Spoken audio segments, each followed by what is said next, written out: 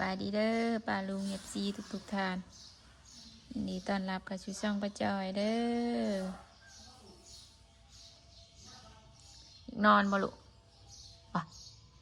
นอนบ่หากระตื้นอีกอยากนอนอีกแล้วใช่เบิ่งหาเบิ่งกระตูอยู่ค่ะเหี่ยมบ่เบิ่ง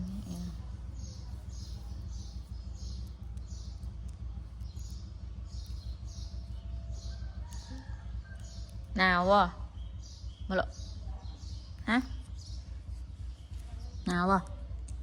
ตู้เมื่อยเริ่มเป็นตู้กับประตูเมื่อยเด้อเช้าเริ่มเป็นเด้อ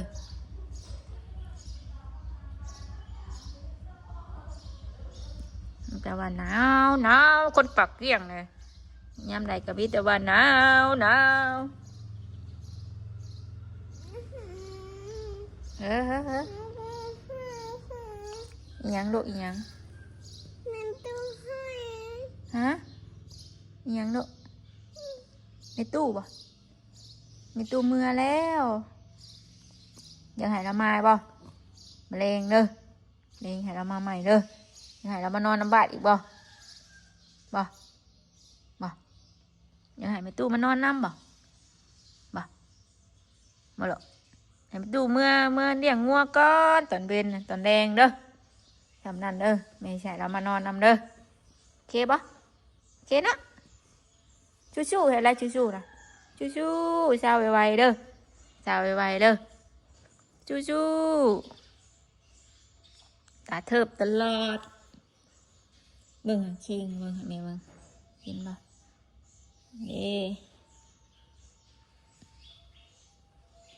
ตัวเย็นลงคืนมากับขี้แหมเบิดคืนคือเก่าพี่น้องเอ้ยชักยามาก็ได้คืน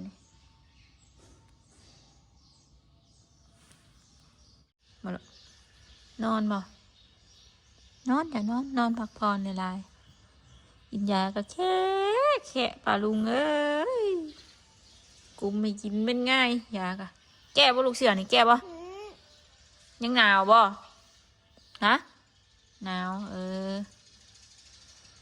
ยันมาห่อนแม่จะแก้ให้แม่เหือซื้อออกไงนี่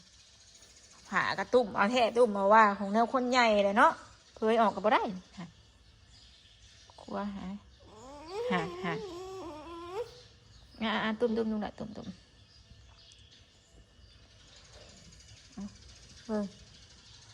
แล้วตีนค่ะ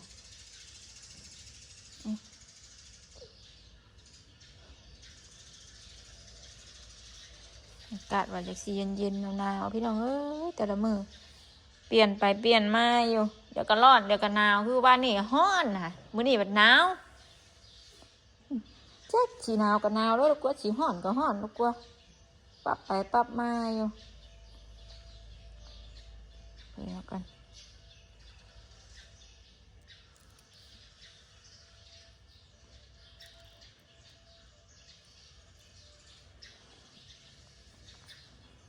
เขาก็บ่กินโอ้ยลูกเอ้ย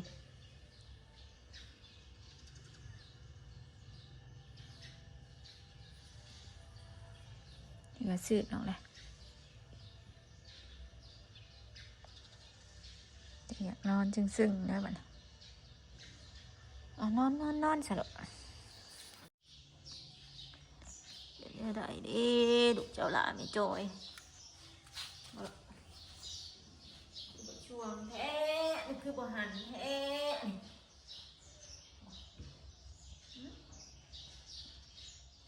เด้อตาลี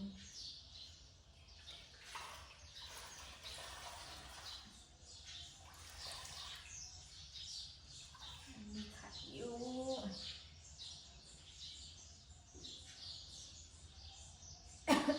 เบิ่งไม่เสร็จนะ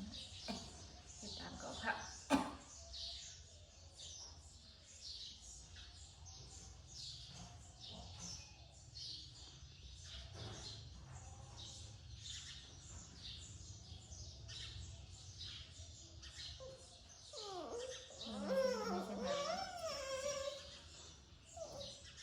เบิ่งไม่เสร็จนะแพงที่มันฮอดค่ะ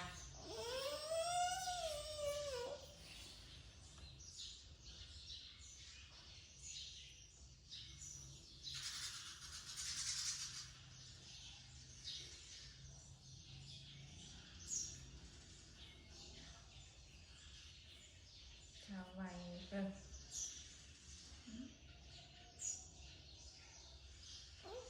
กินมะขาว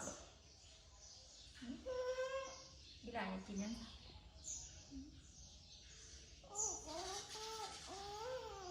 อยากกินยังว้าวแม่บอกเข้าใจว้าวก่อนตีจะดูได้ยังเนาะ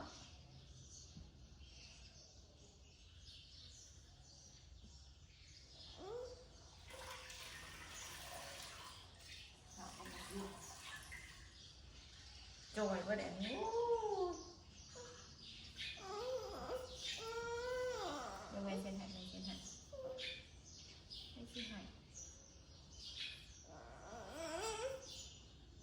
ไม่ได้สรุป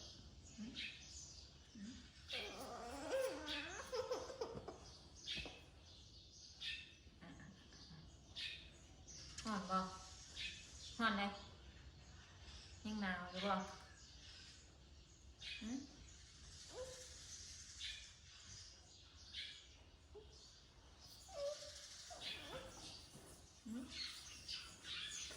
แม่มากินมาแม่มันจะกินกินนั่นจ้ะน้ำมาหรอกกินมาหน่ะ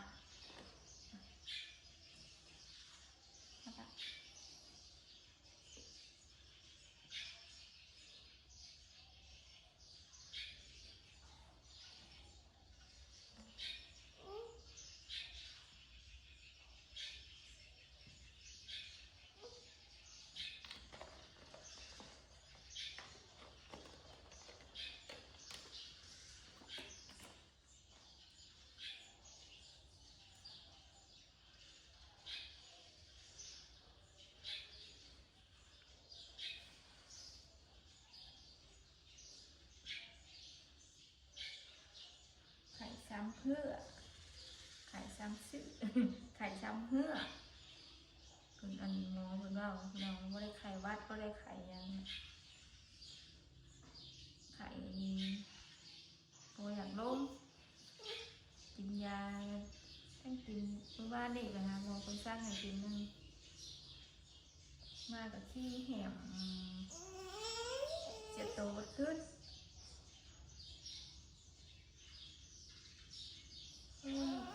ใช่หรอคะใช่อะไรไม่โอ้มาโอ้ยมาใช่ไหม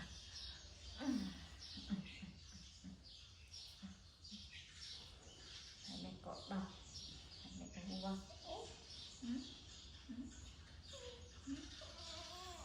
แม่เบิ่งหาทองเจ็บบอกกินบอกค่ะกินเพื่อนบ้างกินเปียกบ้างกินปลาวะตายแล้วแน่ยังบินแน่ตาย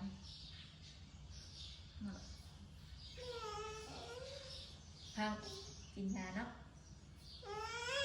กินยาแค่แฉะบาลุงเลยกินยาเมื่อแล้วกระจอยกระดูกอ่อนแล้วคนกินยาแค่คนกินยา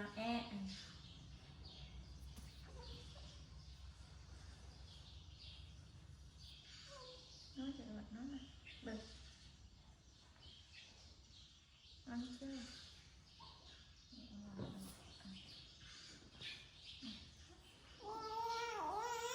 เห็ดอะไรแม่เห็ดอะไร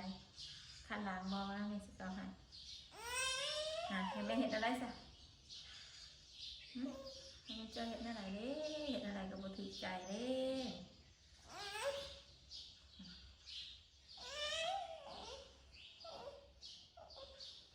คุยลำพอบุญบ่กินหอดคอบ่ยินมาให้บาดไข่กินหอดคอยังหายพอบุญมาบ่ฮะเอาอะไรสิให้แม่เห็นอะไรนอนทีเดียวยังดิเจ็บนะนอนคือหนุกหลายเฮ็ด อากาศจะเดียวก็ร้อนเดียวก็หนาวอยู่บัดแดดบัดแห้มร้อนเครื่องกว่าบ่นะ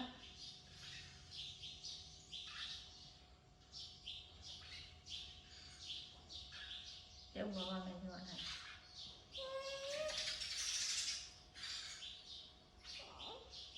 จากแม่เห็นอะไรเนาะกินข้าวบ่กินต้มมาบ่กินบ่โอเคบ่กินกับบ่กินค่ะกินแต่น้ำกับนมมันจะมีแห้งอะไรมันบ่เศร้าง่ายแล้วให้เบแท้ให้มีจอยที่ให้ไม่อุ้มบ่ให้ไม่อุ้มบ่ให้ไม่เจ๊บ่มีเจ๊หรอกบ่บ่ไม่เจ๊หรอกพาไปเส้น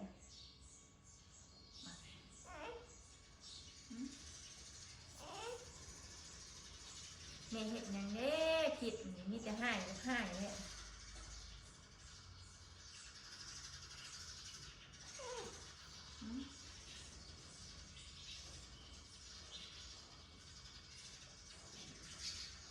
เบิ่งหาเขียวในเบิ่งนี่คือง่ำตลอดเวลา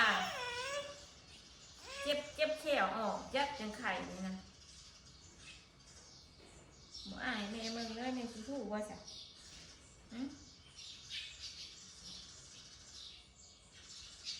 เบิ่งนี่มีตัวนอนได้บ่เบิ่งเลยออกแปรงฟันบ่แปรงฟันบ่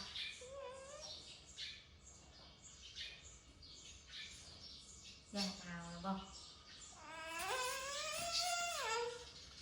เมื่อคืนนี้เห็นอะไรกันหนาวเห็นอะไรกันหนาว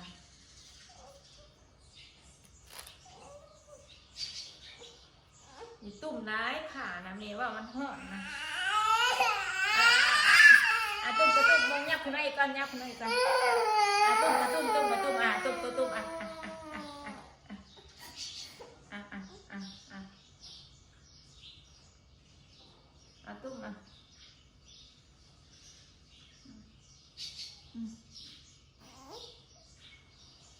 เมื่อไงเนี่ยลูกเอ้ย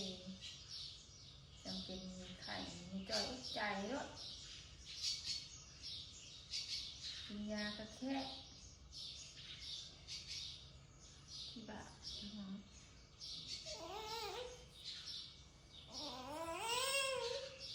อันน้อย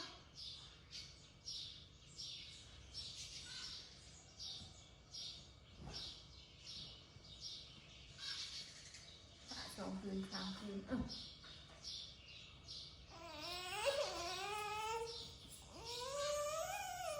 นี่เด้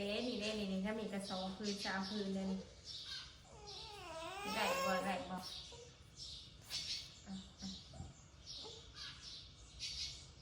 ตุ้มเขากระจายแค่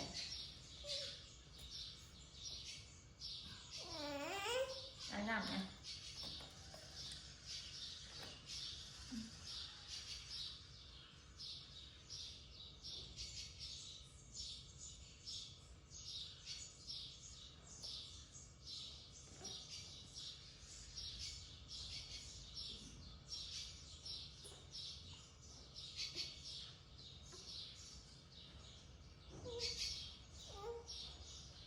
ดูว่า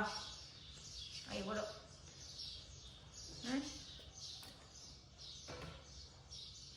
ไอ้บ่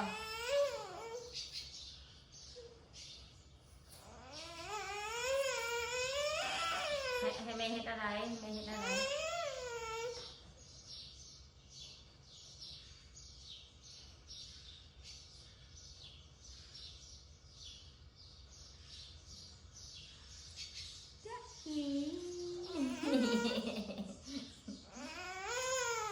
มาแม่อุ้มมาใช่ไหมมาแม่อุ้มโอ้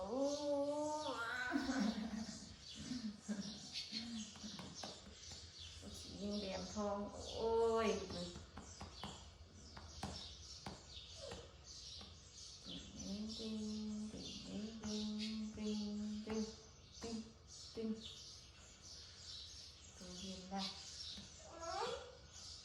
แล้วบอกอันนี้แรงอันนี้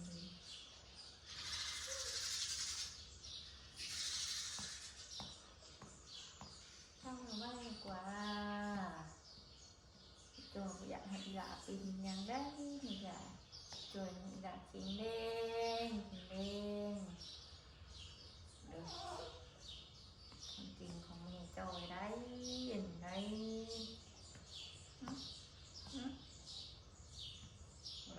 โอ้ย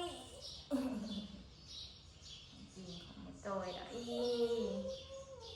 ต่อแตงไหนนอนบ่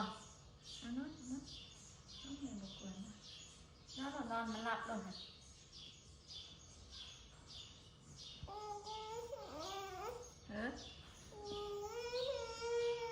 เอายังบอกมันแจ้งแม่บ่เข้าใจเอาแม่ก็บ่เข้าใจได้งงมันจะบอกอย่างแม่บ่เข้าใจบอกมันแจ้งนะลูกมันจะโอ้ยจะเมื่อยเลยจะคงเจ็บเลยจอยกับเมื่อยกันนะลูกเห็นเอานี่บ่ได้ไหนดูเลยปกติมาเลย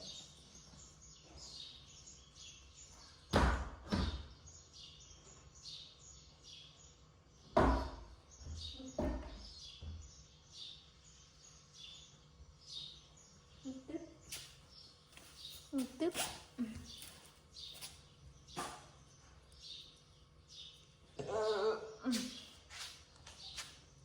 หอนแล้ว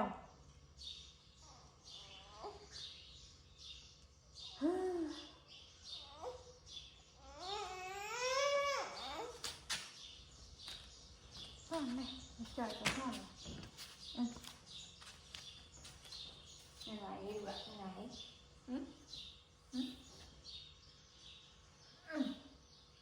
มาสินวดให้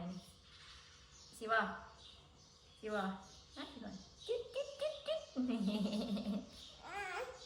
ฮะได้ตัวก็ว่าเอาแต่ตัวจะได้ยัง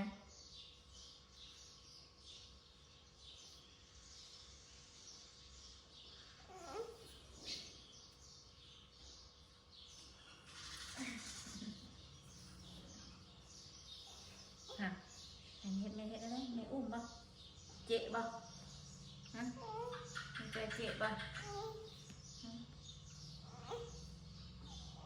เคยยังไม่ทำท่า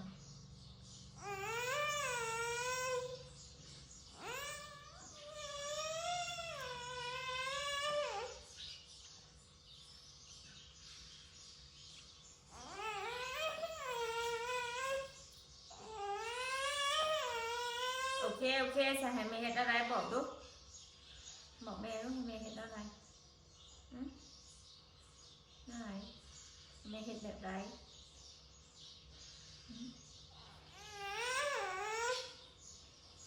โอ้แง่ตั้งแต่เสาร์โอ้ยดูเลย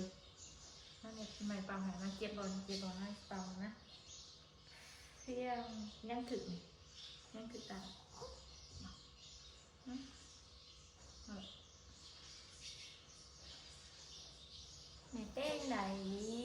mẹ tên này được tao đạ mình tôi tên đấy đi nè hại thế mình chơi nhanh mình chơiขอโทษทำไมmình chơiขอโทษนะอุ้ยอยากมานอนดีๆลูกด่ะเบิ้งเบิ้งจัดนอนจับเจือนต่อยเป็นมาเนี่ยได้ชาววัยเด้อชาววัยเลยประดิษฐ์ปีใหม่มูđấyนี่บุญฮือพอบุญพม่าđấyนี่ดินใช่เด้อบ่ดินใช่เด้อบ่อย่าไปเกลือลิงบ่อย่าไปหาเพื่อน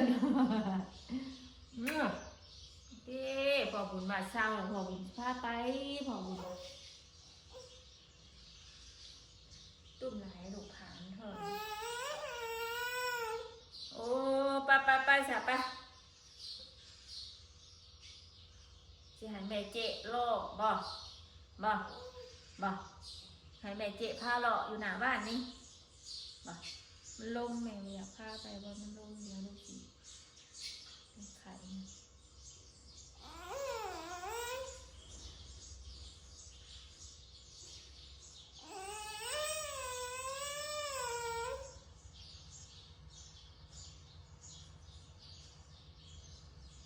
กินข้าวเนาะแม่แล้วข้าวให้กินนะกินมาต้มข้าวลูกต้มข้าวเนาะเนาะมียังกันเฮ้อของแนวก้นใหญ่เลยทานยังกับปุยากินแต่น้ำแล้วแม่มข้าวกับกินจะข้ามมือว่านี่กินกระเปียกสองข้ามปลาใส่เนาะปลาลุงเนาะจอยก็สิขอจบคลิปเพียงสมีก่อนเด้อน้องมือนี่ยังงอแงคือเก่าก็ยังมีไข่อยู่พี่น้องน้องก็ยังบริขาดไข่ที่นี่ก็สิขอจบเพียงสมีก่อนไปแล้วกลับมาสบายดีวัฒนา